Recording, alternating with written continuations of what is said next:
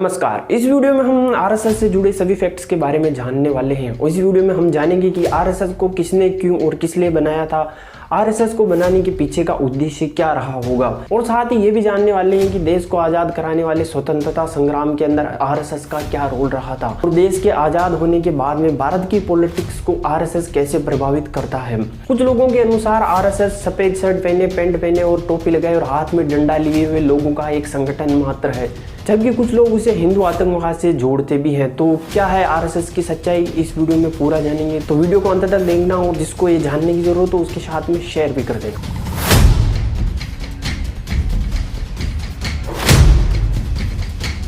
RSS की स्थापना doctor Keshav Baliram Hedgewar ने सन 1925 के अंदर की थी। हेडगेवार जी महाराष्ट्र के रहने वाले थे और पेशे से एक फिजिशियन थे, जिसकी वजह से लोग उन्हें प्यार से डॉक्टर जी भी कहकर बुलाते थे। शुरुआत के दिनों में डॉक्टर जी कांग्रेस के ही सदस्य हुआ करते थे, लेकिन जब खिलाफत आंदोलन चल रहा था तो गांधी जी ने इस आंदोलन के अंदर बिना भारतीयों के बारे में सोचे भारत को झोंक दिया। तो डॉक्टर जी इस बात से नाराज हुए कि गांधी जी मुस्लिम तुष्टीकरण की राजनीति अपना रहे थे, तो उन्होंने कांग्रेस को छोड़ने का फैसला ले लिया और उन्होंने कांग्रेस छोड़ दी और 1925 के अंदर संघ की स्थापना की। संघ की स्थापना जिस दिन की गई थी उस दिन विजयदशमी का दिन था और जब आरएसएस की स्थापना की गई थी तब संघ का नाम केवल संघ ही था, लेकिन फिर 1926 के आते आते संघ का नाम आरएसएस कर दिया गया, यानी कि राष्ट्रीय स्वयंसेवक संघ कर दिया गया था। डॉक्टर जी अपने प्रारंभिक जीवन में तिलक और वीर सावरकर जी से काफी ज्यादा प्रभावित थे। वो उनको पढ़ते थे, उनके साथ रहते थे, इसकी वजह से उनका भी थोड़ा हिंदुत्व की ओर ज्यादा झुकाव था। इसी वजह से उन्होंने आरएसएस की स्थापना की थी। संघ परिवार के अंदर संघ की 35 से भी ज्यादा अलग अलग शाखाएं हैं जो इंडिविजुअली अपना अपना काम करती है अलग अलग तरीके से, जो किसी प्रकार से संघ के कंट्रोल के अंदर नहीं है। लेकिन ये संस्थाएं इंडिविजुअली अपना काम करती है, फिर भी ये संघ के कंट्रोल में है। अब ये आप बोलोगे कि ये मैं दोनों बात कैसे कर रहा हूँ कि संघ के कंट्रोल में भी है और संघ के कंट्रोल में नहीं भी है। तो मैं ऐसा इसलिए बोल रहा हूँ क्योंकि वो लीगली संघ के कंट्रोल में नहीं है, लेकिन वो संघ जो संघ बोलता है वही वो संस्थाएं करती है। और इन्हीं शाखाओं के अंदर विश्व हिंदू परिषद, बजरंग दल, बीजेपी और वनवासी कल्याण आश्रम जैसी कई संस्थाएं आती हैं जो कि आरएसएस के अंडर काम करती है, लेकिन वो लीगली आरएसएस के अंडर काम नहीं करती है। इसका सबसे अच्छा एग्जांपल आप बीजेपी को देख सकते हो कि बीजेपी कभी नहीं कहती है कि हमें आरएसएस द्वारा कंट्रोल किया जाता है और आरएसएस भी इस बात से हर बार मुकर जाता है कि हम बीजेपी को कंट्रोल करते हैं। लेकिन आरएसएस की इन 35 शाखाओं की एनुअल एक मीटिंग होती है जिसके अंदर इन 35 शाखाओं के हेड आते हैं जो इस एनुअल मीटिंग को अटेंड करते हैं और साथ ही बीजेपी का हेड यानी कि बीजेपी के अध्यक्ष भी इस एनुअल मीटिंग के अंदर जाते हैं। तो इससे यही साबित होता है कि बीजेपी आरएसएस की पॉलिटिकल ब्रांच ही है।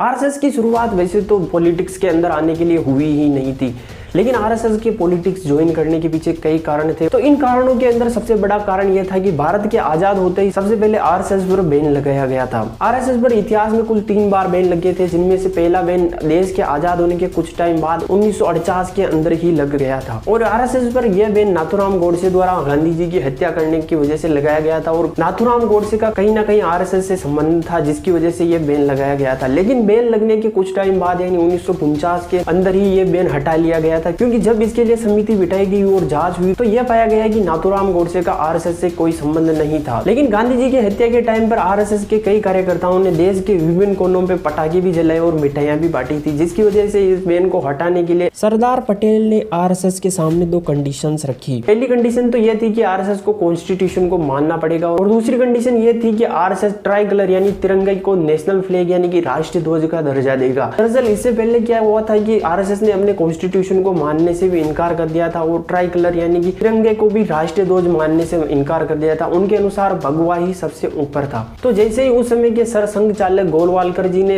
इन कंडीशन को माना तो उसी टाइम आरएसएस से बैन हटा दिया गया। तो आजाद भारत के अंदर अपने ऊपर बैन लगने की वजह से आरएसएस ने पॉलिटिक्स के अंदर एंटर करने की सोची, क्योंकि पार्लियामेंट के अंदर आरएसएस को डिफेंड करने वाला कोई नहीं था, क्योंकि कोई नहीं चाहता था कि आरएसएस आगे बढ़े और हिंदुओं के लिए कुछ काम करे। तो अपने ऊपर से बैन हटने के कुछ टाइम बाद ही 1951 में श्यामा प्रसाद मुखर्जी ने और अपने कुछ नेताओं के साथ में मिलकर भारतीय जनसंघ नाम से एक पार्टी बनाई। शुरू के अंदर भारतीय जनसंघ को सीटें नहीं मिली, लेकिन फिर 1975 के अंदर इंदिरा गांधी जी ने इमरजेंसी लगा दी और उसी टाइम आरएसएस पर सेकंड बैन भी लगा था। तो इमरजेंसी की वजह से भारत के अंदर इंदिरा गांधी जी की इमेज थोड़ी लो हो गई, तो उसी का फायदा भारतीय जनसंघ को मिला और उसने छोटी मोटी पार्टियों के साथ में गठबंधन करके जनता पार्टी नाम की एक पार्टी बनाई और अपनी पहली सरकार बनाई और मोरारजी देसाई को अपना पहला प्रधानमंत्री बनाया, जो कि देश के पहले नॉन कांग्रेस प्राइम मिनिस्टर भी बने, लेकिन ये गठबंधन ज्यादा टाइम तक नहीं चल सका क्योंकि आरएसएस जनता पार्टी के कई फैसलों के अंदर दखल अंदाजी कर रहा था। तो इसकी वजह से छोटी मोटी पार्टियां इससे खुश नहीं थी और गठबंधन टूट गया। तो इस गठबंधन के टूटने के बाद 1980 में लाल कृष्ण आडवाणी और अटल बिहारी वाजपेयी ने मिलकर बीजेपी यानी कि भारतीय जनता पार्टी की स्थापना की और 1996 के अंदर बीजेपी की सरकार भी बनी जो कि 16 दिन तक चली और सबसे कम टाइम तक प्राइम मिनिस्टर बनने वाला रिकॉर्ड भी इन्होंने बनाया और अटल बिहारी वाजपेयी 16 दिन के लिए प्रधानमंत्री बने। फिर 1998 के चुनाव में फिर से बीजेपी की सरकार बनी और 2004 तक चली और 2004 के चुनाव के अंदर बीजेपी की हार हुई क्योंकि आरएसएस और बीजेपी के आपस में थोट विचार नहीं मिलते थे। इसकी वजह से आरएसएस ने बीजेपी का साथ नहीं दिया और बीजेपी की हार हुई। और फिर इसके बाद 2014 के अंदर बीजेपी की सरकार बनी जो कि नरेंद्र मोदी जी की लीडरशिप के अंदर सरकार बनी और अभी तक यानी करंट टाइम में 2022 तक वो सरकार चल रही है। और आपको एक बात और जानकर हैरानी होगी कि भारत जब गुलाम था तब भी आरएसएस पर एक भी बार बैन नहीं लगा था, लेकिन आजाद भारत के अंदर आरएसएस पर 3 बार बैन लगा। पहला था 1948 के अंदर गांधी जी की हत्या के बाद, दूसरा था 1975 में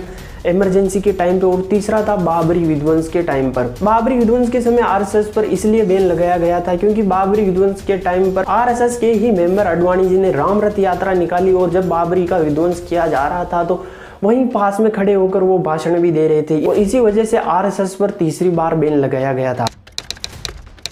आरएसएस ने फ्रीडम मूवमेंट के अंदर डायरेक्ट तौर पर हिस्सा नहीं लिया। हाँ, अगर आरएसएस का कोई मेंबर फ्रीडम मूवमेंट के अंदर हिस्सा लेना चाहे तो उसे किसी भी प्रकार की मनाही नहीं थी क्योंकि आरएसएस के सरसंघचालक डॉक्टर जी खुद फ्रीडम मूवमेंट के अंदर हिस्सा लेते थे। उन्होंने खुद दांडी मार्च के अंदर हिस्सा लिया था, सविनय अवज्ञा आंदोलन के अंदर हिस्सा लिया था और खुद जेल भी गए थे, लेकिन उन्होंने आरएसएस को इन फ्रीडम मूवमेंट से दूर रखा। और ऐसा ही जब 1942 के अंदर भारत छोड़ो आंदोलन चल रहा था तो उस समय के सरसंघचालक गोलवलकर जी ने भी भारत छोड़ो आंदोलन में खुद भाग लिया था, लेकिन आरएसएस को उसके अंदर भाग लेने के लिए नहीं कहा था। यानी कि आरएसएस का कोई भी मेंबर आंदोलन के अंदर भाग ले सकता है, लेकिन वो वहां पर आरएसएस का रिप्रेजेंटेटिव बनकर नहीं जा सकता है। यानी कि वो आंदोलन के अंदर जा तो सकता है लेकिन एज ए आरएसएस मेंबर नहीं जा सकता है, वो अपने देश के नागरिक होने के नाते जा सकता था। और आरएसएस के सरसंघचालक द्वारा ऐसा करने के पीछे का रीजन ये था कि एक और जहां मुस्लिम लीग मुस्लिमों के लिए काम कर रही थी, वहीं पर कांग्रेस मुस्लिम तुष्टीकरण की नीति के साथ में हिंदुओं के साथ में नाइंसाफी करते हुए काम कर रही थी। तो इन सब के अंदर हिंदुओं का कहीं ना कहीं हक ना दब जाए, इस वजह से आरएसएस ने डायरेक्ट तौर पर फ्रीडम मूवमेंट के अंदर हिस्सा नहीं लिया था। क्योंकि अगर अंग्रेजों को ऐसा पता लगा कि आरएसएस एक फ्रीडम मूवमेंट के अंदर काम कर रहा है तो आरएसएस पर वो बैन लगा देते और आरएसएस वाले कभी नहीं चाहते थे कि उनके ऊपर बैन लगे। आरएसएस की आइडियोलॉजी को लेकर लोगों के सबके अपने अपने विचार है। कुछ लोगों का मानना है कि आरएसएस राइट विंग्स का संगठन है, जबकि कुछ लोग ये मानते हैं कि आरएसएस हिंदू नेशनलिस्ट्स का संगठन है, जबकि कुछ लोग ये मानते हैं कि आरएसएस मानवता के लिए काम करता है। तो इसके अंदर ये बात में सच्चाई भी है कि आरएसएस हिंदू नेशनलिस्ट्स का संगठन है और इसके अंदर सच्चाई नहीं भी है। सच्चाई तो इसमें इसलिए है क्योंकि आरएसएस खुद अपने आप को हिंदू नेशनलिस्ट का संगठन मानता है, लेकिन सच्चाई इसलिए नहीं है क्योंकि आरएसएस जब काम करता है तो हिंदू धर्म या फिर मुस्लिम धर्म या कोई दूसरा धर्म देखकर काम नहीं करता है। और इसका सबसे अच्छा एग्जाम्पल हमारे को कोविड के अंदर देखने को मिला। आरएसएस ने कई सारे अस्थायी हॉस्पिटल्स बनाए, आरएसएस के मेंबर्स ने प्लाज्मा डोनेट किया और ऐसा करते समय उन्होंने ये नहीं पूछा कि ये मुसलमान है या हिंदू है या फिर कोई दूसरे धर्म का है। तो मेरा ये मानना है कि आरएसएस हिंदू नेशनलिस्ट का संगठन है, ये थोड़ा सच भी है और थोड़ा झूठ भी है। और आरएसएस के लिए ये भी बात कही जाती है कि 1962 के वॉर में सेवा भारती के मेंबर्स ने घायल सैनिकों की मदद की, उनकी सेवा की, उनका उपचार किया और जो सिटीजन्स थे उनने किसी प्रकार की मुसीबत हो रही थी तो उनकी हेल्प की। तो इस वजह से